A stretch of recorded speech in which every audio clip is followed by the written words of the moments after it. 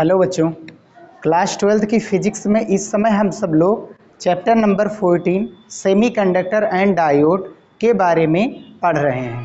और आज के इस लेक्चर में हम सब लोग पढ़ने वाले हैं अग्र अभिनत तथा उत्क्रम अभिनत पर आधारित आंकिक प्रश्न।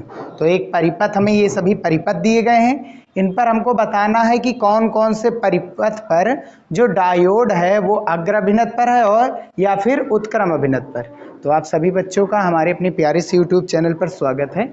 चलिए स्टार्ट करते हैं।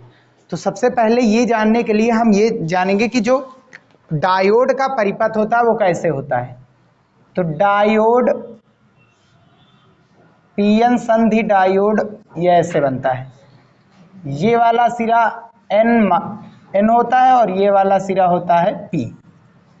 ठीक, यदि अब एक खास बात यहाँ पर समझिए, अभी तक हम लोगों ने देखा कि अग्र अभिनत और उत्क्रम अभिनत क्या होता है। तो अग्र अभिनत में क्या होता था कि P को प्लस से और N को माइनस से जोड़ दिया जाता था, तो ये अग्र अभिनत। ऐसा नहीं है, अग्र अभिनत वह अवस्था होने वाली है, यहाँ पर न्यूमेरिकल के थ्रू हम समझेंगे।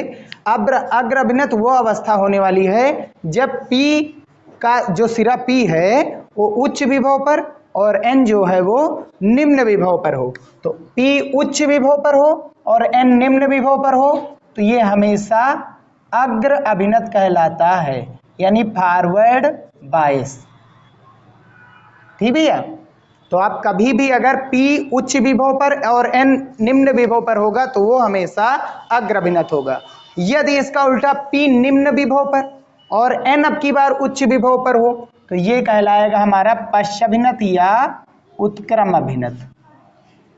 तब इस केस को हम क्या कहेंगे, पश्चाभिनत या उत्क्रम अभिनत। तो बस इन्हीं दो चीजों को जान करके हम पूरे के पूरे ये हल कर लेंगे परिपथ। ठीक, अब यहां पर हम देख सकते हैं ये जो चीजें लगी हैं ये इसका मतलब भू संपर्कित है।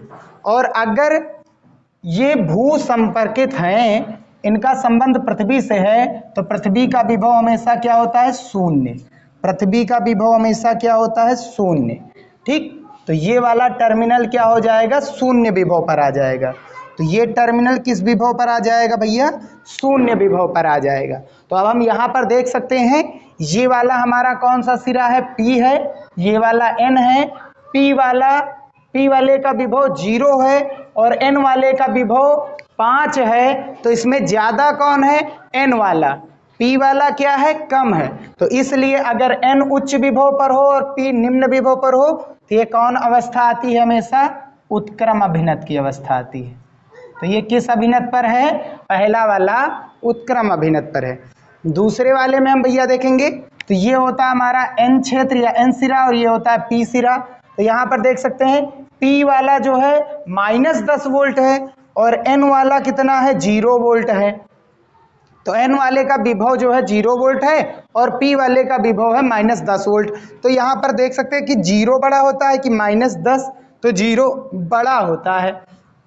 तो हमेशा 0 बड़ा होगा, ये तो माइनस वाला हमेशा छोटा आता है। तो N उच्च विभव पर है और P निम्न विभव पर है, तो ये भी कौन सी अवस्था आएगी, उत्क्रम अभिनत की अवस्था आएगी, ये वाली भी। इसमें हम देखेंगे भैया ये वाला सिरा हमारा N होता है और ये वाला सिरा हमारा क्या होता है, P होता है। इस बार उल्टा कर दिया गया है। तो N वाला देखेंगे तो 5 वोल्ट है और P वाला सिरा कितने वोल्ट पर है, 10 वोल्ट पर। तो P वाले का सिरा अधिक है और N वाले का सिरा निम्न विभव पर है। तो ये कौन सा अभिनत कहलाएगा, अग्र अभिनत कहलाएगा भैया। कौन सा अभिनत कहलाएगा, अग्र अभिनत कहलाएगा। तो ये हमारा अग्र अभिनत हो जाएगा।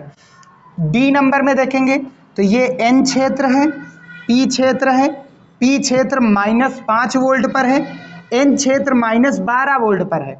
तो बाएं हाथ पर कौन होता है, जो हमेशा संख्या रेखा पर, जैसे संख्या रेखा पर यहाँ पर 5 माइनस का आएगा, यहाँ माइनस का 12, तो जो बाईं ओर रहेगा वो छोटा, दाहिनी ओर वाला हमेशा बड़ा। तो दाहिनी ओर कौन है, -5। तो ये वाला बड़ा है और ये वाला छोटा है। तो N वाला के विभव छोटा और P वाले का विभव बड़ा है। तो ये कौन सी अभिनत पर आ जाएगा भैया, अग्र अभिनत पर आ जाएगा।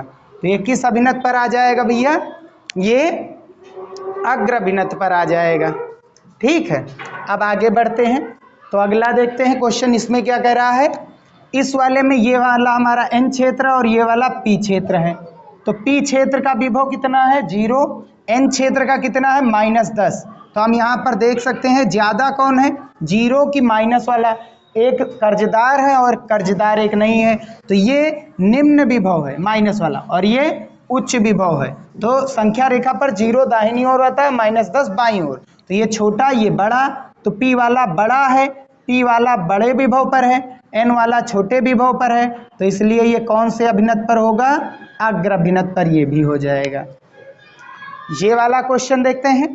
ये हमारा है पी क्षेत्र, ये एन क्षेत्र है। पी है 15 वोल्ट पर, एन है 10 वोल्ट पर। तो 15 ज़्यादा है 10 कम, यानी पी वाला ज़्यादा है और एन वाला 10 कम है। तो ये कौन से अभिनत पर आएगा भैया, अग्र अभिनत पर आ जाएगा ये वाला भी। ठीक, यहाँ पर देखेंगे तो ये पी क्षेत्र है, ये एन क्षेत्र है। तो पी क्षेत्र -5 वोल्ट पर है, एन क्षेत्र -10 वोल्ट पर है। तो -5 बड़ा होता है और -10 क्या होता है, छोटा होता है। तो ये एन वाला निम्न विभव पर है और पी वाला उच्च विभव पर है। ठीक है, एक लोग 5 रुपये उधार लिए, एक लोग 10 रुपये उधार लिए। तो ये वाला छोटा है और ये वाला क्या है, बड़ा है।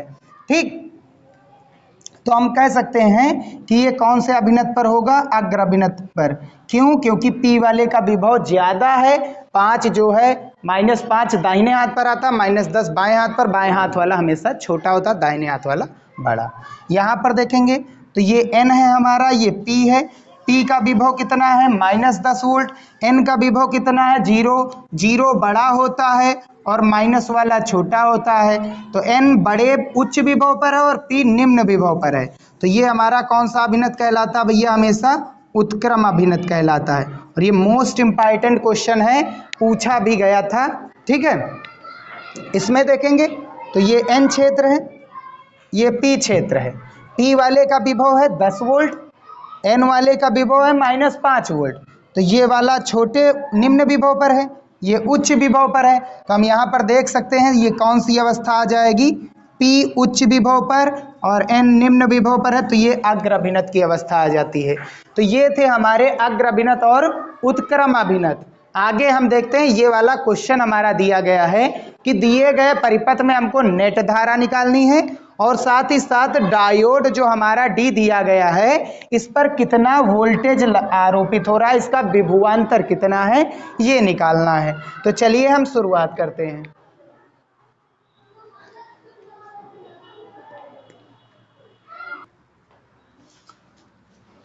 तो क्वेश्चन कह रहा है कि चित्र में प्रदर्शित डायोड में बहने वाली अपवाह धारा 20 माइक्रो एम्पियर है।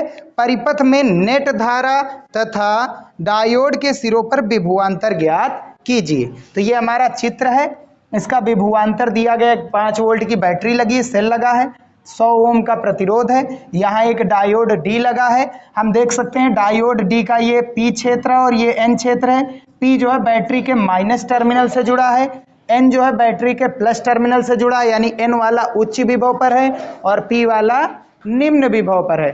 तो इसलिए ये कौन सी अभिनत में है, उत्क्रम अभिनत में। ठीक, और उत्क्रम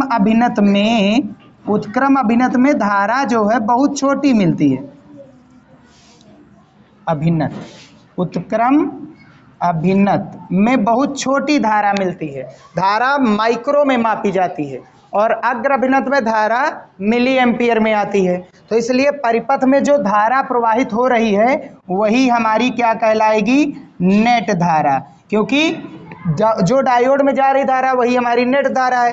तो डायोड निम्न विभव पर और माइक्रो एम्पियर में दी गई, तो जाहिर सी बात है कि ये जो है नेट धारा हमारी 20 माइक्रो एम्पियर ही होने वाली है। ठीक, ये हमारा पहला आंसर। अब हमको इस पर विभवांतर निकालना है। तो हमने मान लिया ये वाले दोनों, देखो इसका भी कुछ अपना प्रतिरोध होगा डायोड का, इसका भी अपना प्रतिरोध है। तो ये दोनों श्रेणी क्रम में जुड़े हैं क्योंकि धारा सब में समान है। तो इस पर हमने मान लिया V1 वोल्टेज जा रहा है और डायोड डी का वोल्टेज कितना है, V2। तो विभवांतर दो भागों में विभक्त हो रहा है, V1 प्लस V2।